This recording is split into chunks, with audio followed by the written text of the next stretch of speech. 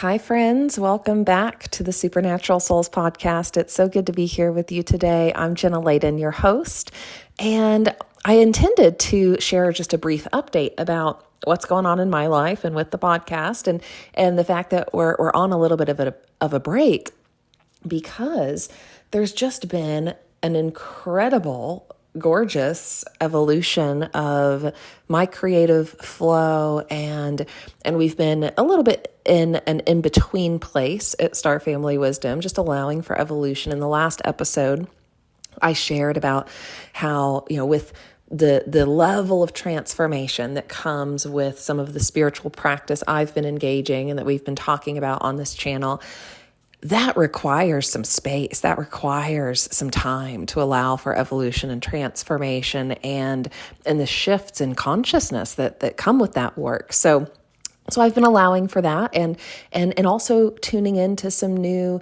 creative flow, which feels really exciting. So I intended to just share that a new creative flow is happening. I'm actually writing a book right now. It's partially a channeled book in some ways. But I also want to talk today about the shadow side of spirituality because some things came up over the last couple of weeks, and I was reflecting back on the last episode as well, and just wanted to have a quick chat about this because I feel it's really, really important for us to stay in our spiritual integrity. It's important for us to address the shadow and to not leave things unconscious or suppressed, because when we do leave things unconscious or suppressed, that leads to all sorts of distortion, and that leaves us vulnerable to lots of negative illusions in life.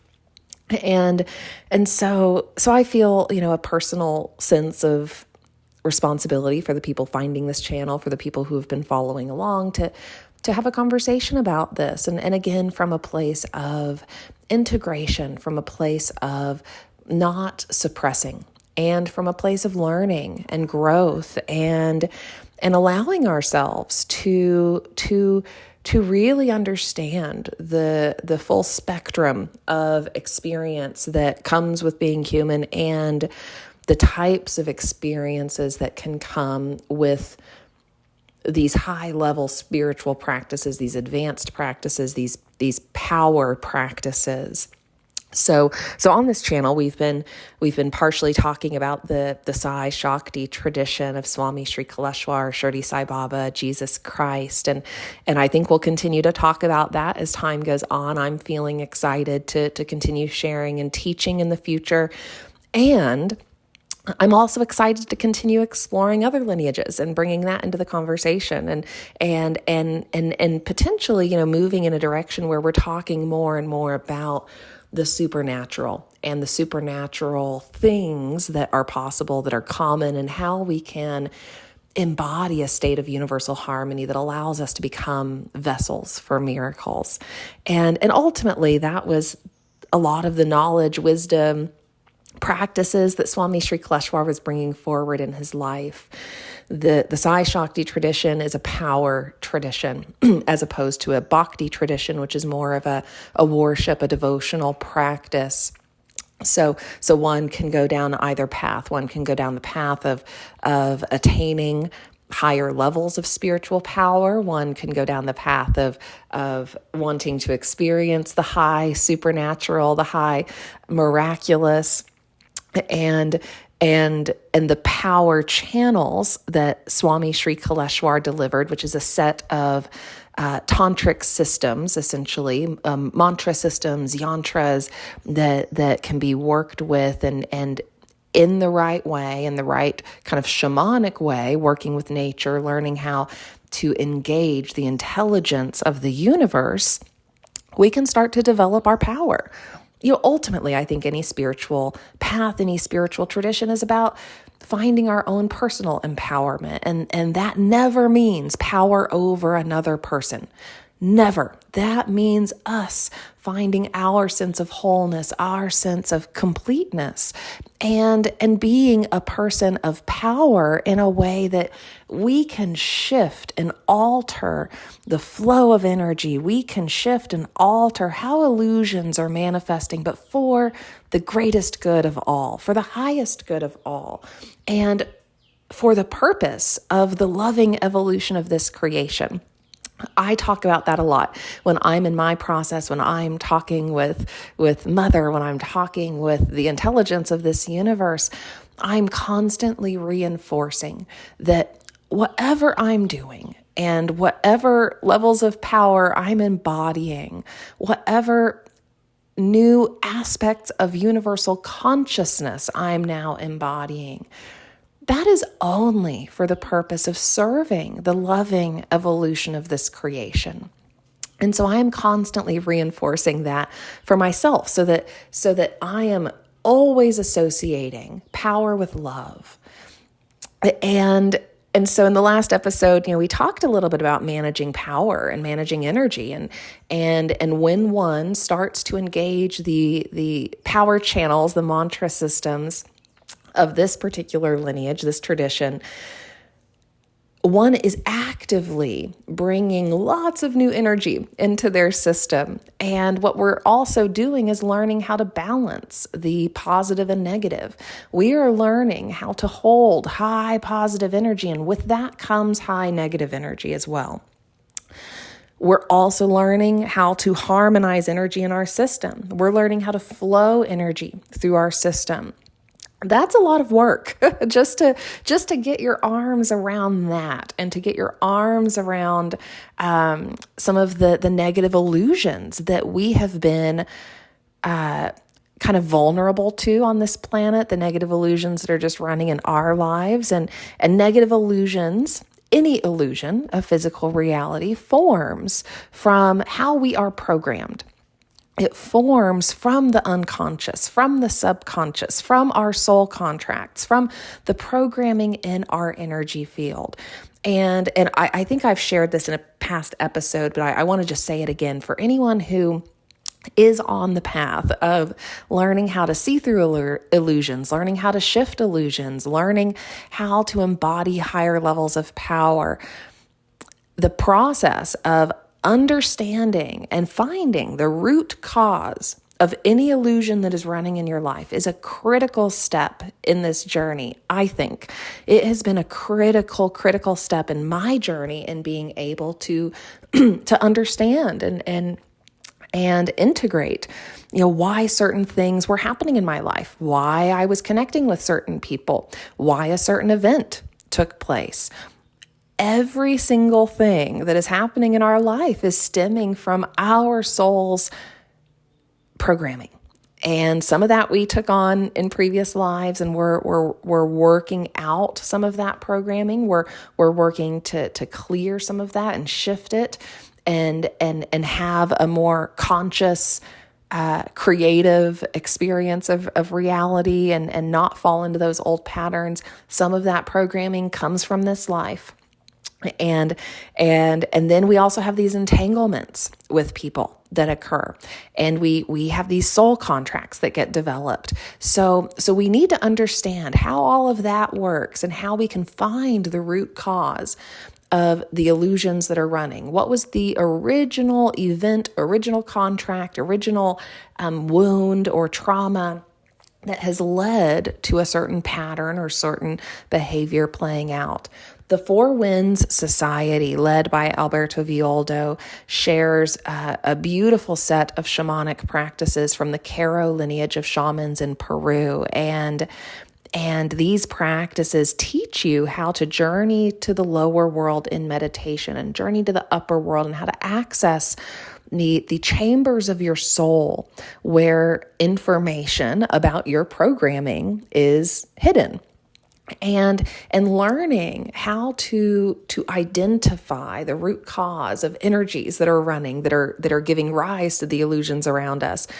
is such a helpful and important thing on this path, I think. So I highly recommend that anyone who's interested in going down the power path, the power tradition path, that you explore these other teachings, that you integrate these other shamanic practices that are going to give you tools.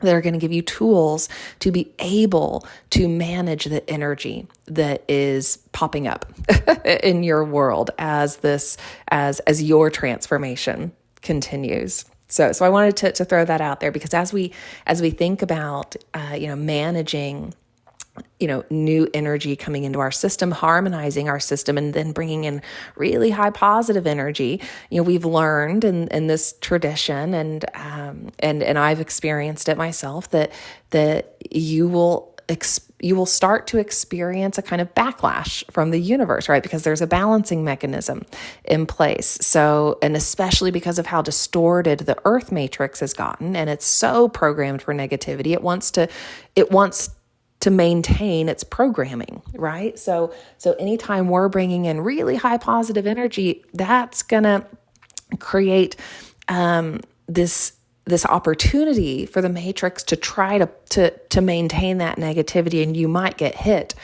with various negative energies, and which result in negative experiences in our life. So learning how to mitigate that, learning how to ride that wave when it's happening, learning how to work with the intelligence of the universe to prevent that, to create protection around you, is really, really important. And so we can get into working with these power channels and all of a sudden find ourselves feeling some difficulty in managing them and in handling the intense energy that's coming up. And I will say too, for those who are on the path of going all the way, of reaching the highest levels of power and attaining the cities, you will have to handle some of the highest negativity, because we are creating balance in our field, and we are now becoming conscious of all aspects of the universe, and we are being given an opportunity to experience all aspects of the universe. And we do that over the course of many lifetimes. We're having all these different experiences so that we can have the experience of all these pieces of the whole, and then we're bringing that whole back together. And so a big part of that, work is happening over thousands and thousands and millions of lifetimes. And then there is a culminating point in one lifetime where we can work with all those aspects in a conscious way. That is challenging. It is going to challenge you in some really, really big ways. And in the last episode, we talked about how challenging that gets, and how, I had been connecting with folks in the lineage off and on over the last year, and interviewing folks on the podcast. And I started to hear about some various practices and just things that were going on in the lineage. And so we talked about alcohol in the last episode, and the idea of mixing alcohol with the power channels. And my personal opinion that is a major risk for us. Having a glass of wine every once in a while is not a big deal, but if we are actively using alcohol to suppress whatever energy we're feeling and whatever energy is coming up in our world, that is going to leave us vulnerable to even more negative illusions.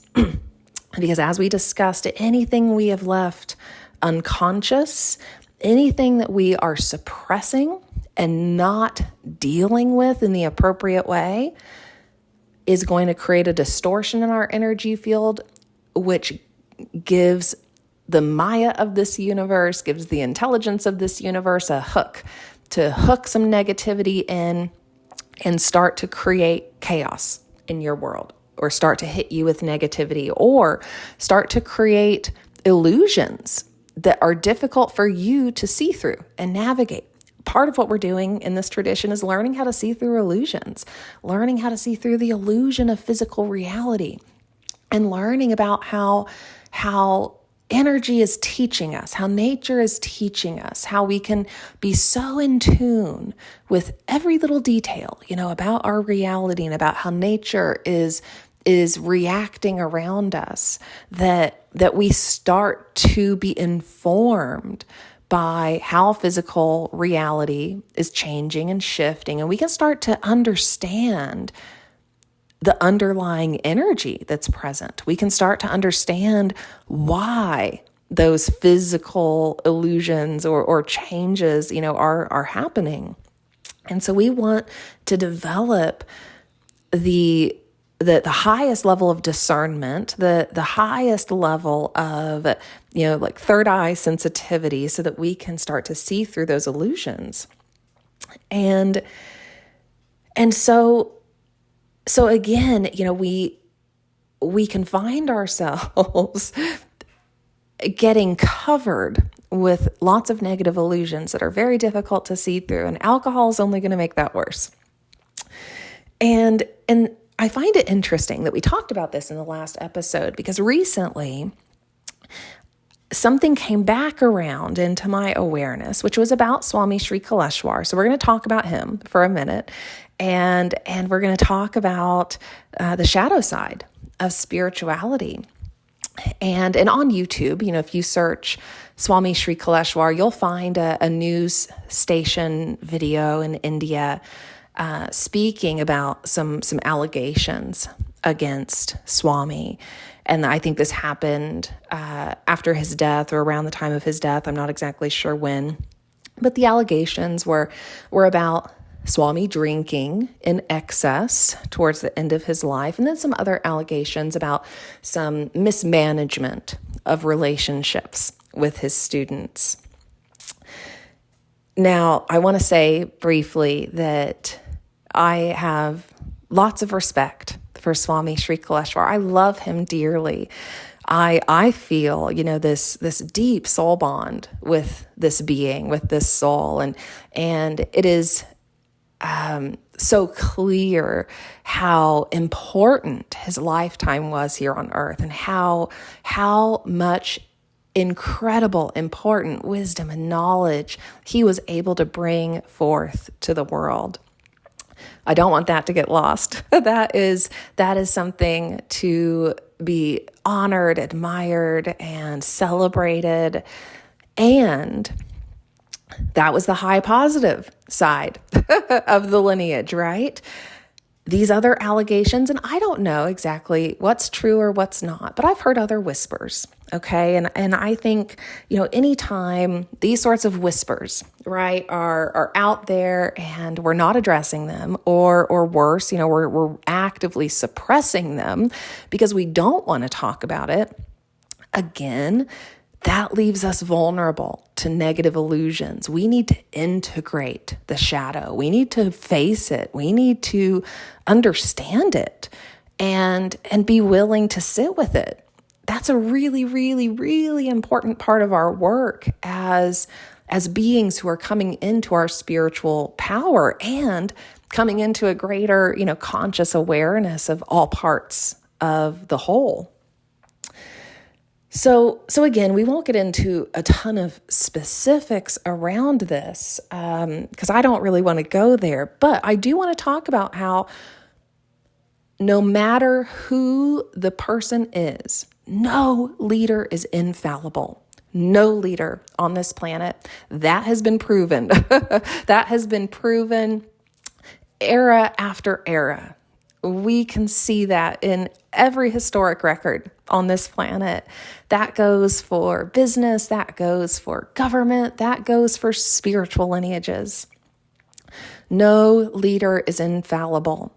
And again, in a lineage like this, and in many spiritual lineages, right? You're attempting to bring high positivity to this planet, which has been embroiled in a lot of high negativity. And because of the complexity of negative illusions on this planet, I recognize how very easy it is, how very, very easy it is for someone to fall out of integrity. I think most humans, right? We are always balanced. We're on this balance beam. We're on this integrity balance beam.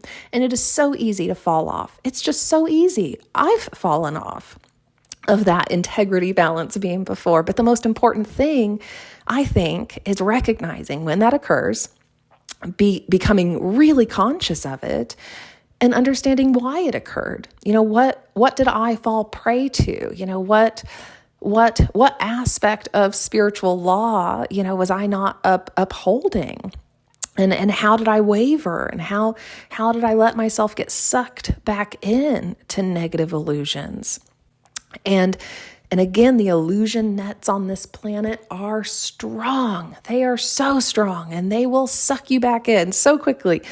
And again, without knowing all of the details, what does feel somewhat true to me based on what I've kind of gathered is that, yeah, maybe there was a little, excess drinking going on. And we addressed some alcohol related things on the last episode in relation to, alcohol that was used during processes at the ashram. For anyone who's finding this lineage, reading through transcripts, hearing about the stories of these big, high positive processes, miracle processes that were happening at the ashram, you'll hear a mention of alcohol being used from time to time to help people calm their nerves ahead of a process. Again, I would, in this day and age, I would choose to not take that path, but that was something that happened. That's okay. However, we need to be really, really, really mindful of how easy it is for the negative illusions to hook into us and suck us in. I'll also say, based on what feels true to me and my understanding of how things work in the universe, is that, any leader who abuses power in this third dimensional game of life, any leader who abuses their power, especially in any sort of egregious way, is going to buy themselves at least another lifetime on the wheel of karma to learn a lesson. Unless that lesson was learned in the lifetime where that abuse of power occurred, a lesson needs to be learned. I'm reflecting back now on the shamanic tools from the Four Winds Society as well. There was a meditation we did in the master energy medicine practitioner training that helped us access a lifetime where we abused our power. We did an exercise where we accessed that to see the shadow side of where we had embodied power. And then we did an exercise where we accessed a lifetime where we had embodied our power beautifully for the highest good of all, so that we could experience and perceive both sides of the equation and integrate the lesson from the lifetime where we abused power. So I think that in and of itself, is an important lesson for all of us, that wherever we're at on the journey of power, of leadership, of becoming leaders of other, there's great responsibility involved in that. And anytime we cross that line into an abuse of power, we're going to experience a pretty immediate reflection, or we're going to have to come back and learn a lesson. And ultimately, I think a lot of folks who are on this path are working on transcending the law of karma. We're getting off the wheel of karma. That's a beautiful thing. That's what we want to do. We want to get off the wheel of karma and graduate and move on to other experiences. We don't want to be bound to this particular version of physical reality just because there are lessons we haven't learned. So I'll actually share a personal experience in the spirit of facing that shadow and integrating it and talking about it and being transparent too as a leader and owning, taking accountability, taking responsibility for a time where I abused power.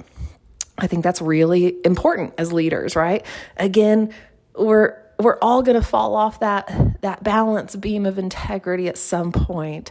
It's just a matter of how are we taking accountability for that? How are we owning it? And how are we getting back on that balance beam? So this was an instance that happened in Sedona earlier this year. And for those who've been following along, I've been progressing on this journey of coming back into more of my soul's full empowerment in this lifetime and acquiring power. And I was out on a hike one day, and I had been having, these beautiful experiences of oneness and the bliss that comes with experiencing true oneness and being in that state of consciousness. And this was a day where I was experiencing a little bit of bumpiness. I was experiencing some revisiting of a past kind of negative interaction. The spiral of time kind of circles us back to events that we haven't fully integrated. And so this was one of those where I was just having another opportunity to see things from a different perspective, integrate this experience fully. And so I was thinking on it as I was walking. And as I'm thinking on it, I'm kind of getting to a part in the story where I, in the past, had a negative reaction to someone. I had held a negative opinion. And all of a sudden I'm walking and a woman's walking by, and I'm in my head, I'm at that part of the story where I was feeling this this negativity towards someone else. And inadvertently, this happened very quickly, but this is a good lesson in really maintaining our conscious awareness, of what's going on in our mind and why it's happening and where we're directing that energy. So nowadays, anytime I'm in a clearing process where I'm experiencing some revisiting of negative emotions, negative energy, I'm always setting the intention, asking, even if I need to express out loud some anger or whatever it is, if I need to express out loud some negativity, the caveat and the intention I'm putting behind that is I'm expressing this for the purpose of moving it through my system, but I am sending this back to the womb of creation. I'm sending this through the 0 point back to the womb of creation for reintegration so that we can replace this energy with something more harmonious, so that we can arrive at truth, so that we can arrive at a more positive experience or perception of this event. So I was at this part in the story where I was kind of feeling this negativity towards someone, and I looked at this woman, and it was almost as though she was a proxy for that other person. And just by doing that, in that one moment, I was directing negative energy at her. And within seconds of this occurring, I tripped on a rock, and the universe Ma brought me to my knees just faster than you could blink. And it hurt. I came out of that pretty unscathed, luckily. But ouch, I had to limp back to my car after that. It was not a pleasant experience. And I immediately knew why it happened. I immediately knew. I just instantaneously recognized what had occurred, and I just said, I'm so sorry. I immediately started apologizing and recognizing what I was doing by looking at this woman while feeling these negative emotions. I had directed negativity at her, and I hold power now, and that's not okay. So that was a moment where, again, it was rather unconscious on my part that I let that happen. So regardless of whether it's a conscious abuse of power or an unconscious abuse of power, that was an example of kind of an unconscious momentary abuse of power. And now that I'm, where I'm at in my process, my karma is pretty instantaneous. right? I'm going to get a very immediate reflection from the universe if I fall off that balance beam of integrity. So we also want to be watching for that. We want to be watching for those immediate reflections as we are moving into a place of holding our spiritual integrity more and more and more. We then need to be real mindful of how the universe is reflecting back to us those little moments where we're wavering, where we're about to fall off. We need to recognize those and very quickly course correct so that we can get back on that balance beam. And so I wanted to address this today from the standpoint of how on Earth especially, we've also had this tendency to put any being who is at a higher level of power than us on a pedestal. And we have a tendency to see them as someone who can't be fallible, as someone who is beyond great, as someone who we aspire to be like, and someone who could never do anything wrong. And so, I think it's just really important for us all to be willing to, see any human being on this planet, no matter what level of, physical power, spiritual power they might be holding, they're also a human. They're also a human. And it's so easy to fall back into negative patterns and to fall into negative entanglements. I reflect on my time at Whole Foods as a leader. I was a leader of people. I consider myself to still be a leader of people. But in that capacity, in a corporate capacity, I was responsible for, hundreds directly and thousands indirectly for many years. I was responsible for, millions of dollars at one point, upwards like $1 billion in sales. Like my team was responsible for a lot. And my role as a leader, the way I viewed it, was that I was in service to the team.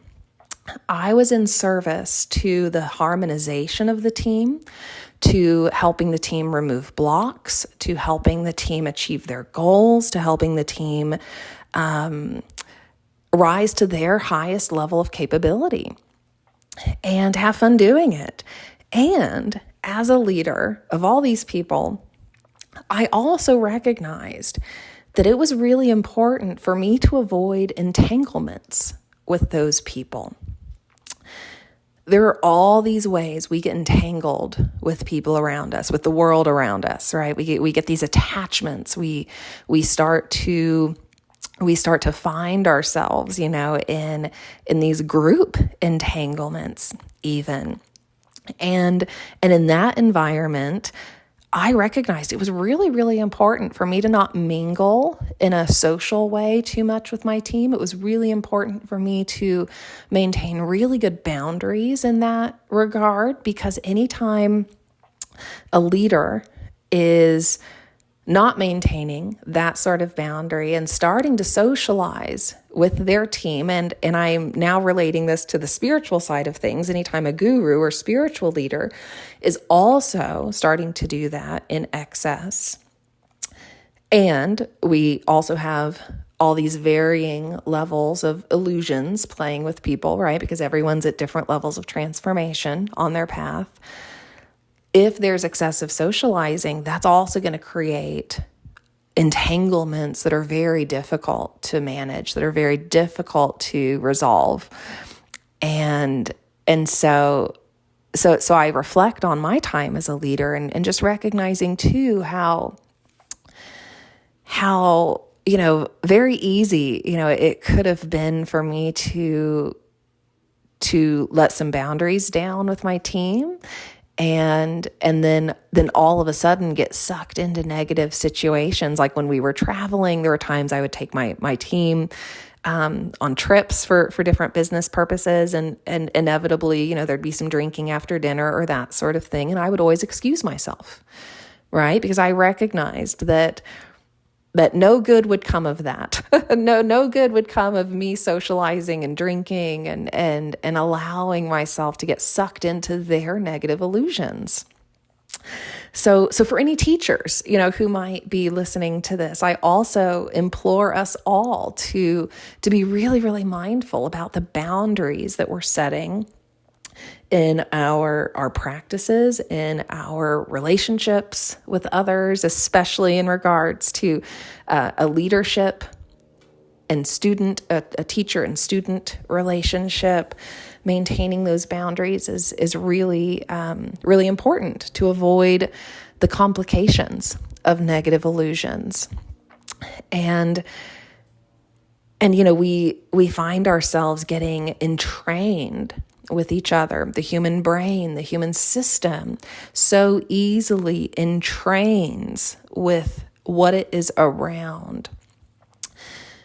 So that's another reason to be just, hyper mindful of how we are allowing ourselves to become entrained by the people around us, by the consciousness of the people around us, and being just very aware, of negativity that's present, negative programming that's present that we might be getting, kind of pulled back into if we're not careful.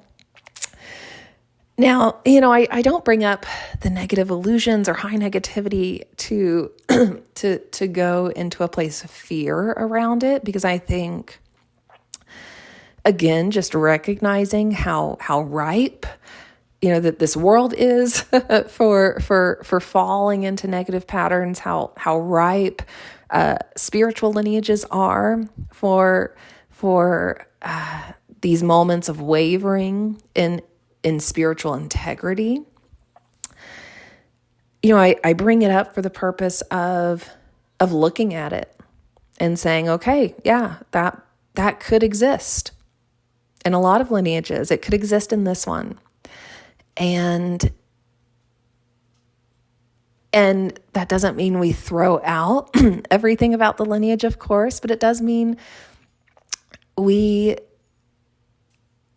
now recognize the intensity, the risks, the challenges that can come with working in these power channels, working in this manner in a lineage like this.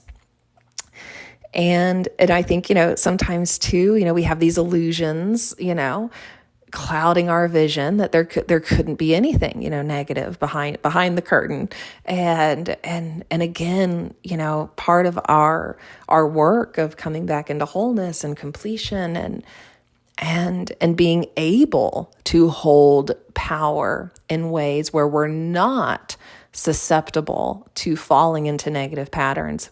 Part of our ability to do that is integrating the shadow, seeing it completely, looking at it straight on, and being like, okay, I see you, and I'm gonna work to understand why this shadow exists, and I'm gonna also find the gift in it, and I'm gonna use it as maybe an opportunity to practice acceptance and forgiveness. That's been part of my process in examining the shadows of this world of spiritual lineages, and that's a beautiful thing, right? Like if we're not willing to look at that shadow side, and we're not willing to feel what we need to feel about it, and we're not willing to do that, then we don't have the opportunity to practice forgiveness and acceptance and non-judgment. So I bring all of this up, again, not from the place of judgment, but from the place of, let's integrate the shadow. Let's talk about it. Let's not ignore this, because when we ignore, we are actively blocking a part of our consciousness that creates blocks. So I have felt that part of my mission and my work with this lineage is to go all the way, to do my work in it, even with how intense it gets. And there have been times it has gotten very intense, and I'm excited to share about that in the future, and to share how I've navigated that. because how we can navigate, these sorts of processes in healthy ways is so important for the future success of a lineage like this, for the future success of anyone finding this lineage. And if any of what I've talked about today, for anyone new, who's finding this, who's kind of feeling that call to the Psi lineage, if any of this is new to you, if any of this is kind of new teaching, new stuff to integrate, again, I highly recommend studying with Alberto Villoldo and the Caro shamans of Peru. Alberto gives a beautiful teaching about the Incan medicine wheel technology and gives you some really beautiful foundational spiritual teachings, spiritual practices to integrate and begin to utilize in your life. This sort of tradition, these power channels, in my opinion, should not be used by people who do not already have a solid foundational spiritual practice, for people who have not gone down the path of initiation in other spiritual traditions, or who haven't studied, extensively. Like if anyone finding this channel is really just kind of beginning, like just getting their spiritual practice started, start elsewhere and then come back to this lineage, because this lineage, and Swami, Sri Kaleshwar in his life said it, is like the PhD of spirituality. You need to already have a really, really solid foundational practice and an understanding of how the world of energy works. Otherwise, you'll get swept up in all sorts of illusions, and it's really important that we learn how to see through illusions, that we learn how to see energy and read energy as we're going through these processes. So, with that, I think we'll wrap up there for today. And like I said, we're kind of on a pause right now because I'm integrating so much, and I shared at the beginning that I have this beautiful creative flow happening with a book right now. And for those who don't know as much about my background and awakening experience, at Whole Foods, towards the end of my time there, I started having a number of supernatural experiences. And long story short, I now have the very conscious awareness that my soul is an interplanetary soul. My soul has incarnated in many, many lifetimes off Earth in advanced civilizations. I have remembered many of those lifetimes. And in this lifetime, I am integrating that for the purpose of wholeness, for the purpose of completing a cycle of karmas here on Earth, and for the purpose of preserving the mysteries and supporting this spiritual project, this spiritual mentorship program that has been going on Earth, and doing the work to become the new human. So in this lifetime, I've been navigating the transformation journey from a place of extreme limitation and disempowerment and all of the negative programs, that humans take on in this world, and waking up from that and clearing those negative programs and doing the work to deprogram myself from this world and reprogram myself for divine possibility, divine truth, and to reestablish a field of universal harmony around me, to get my energy field repaired and back to its perfect divine blueprint, so that then I can help show the way and help others get there too. So that's what I'm doing. And this book is integrating the ET aspects of myself, which is really fun. This awakening process has now taken on a new life of its own, in that I'm, writing this book partially from the ET perspective and partially from the human perspective.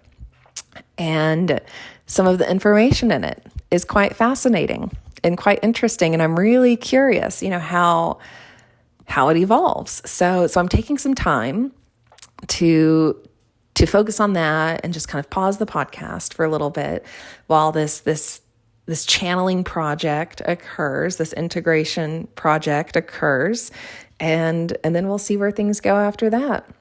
So I'll keep you posted on that. It might be a little controversial. It proposes the idea. I don't even know if I should say this out loud. I'm going to say it. Who cares? It proposes the idea that many of the masters who have walked before us on this earth, many of the spiritual masters, were actually advanced souls from other civilizations who chose to incarnate on earth and take on a human body and come into human limitation to help humans see how it's possible to break out of that limitation. So with that, I'm going to get back to writing the book, and I wish you a beautiful process of your own shadow integration. Don't be afraid of the shadow. Face it head on. We got to integrate it, and I'll see you next time. Bye for now.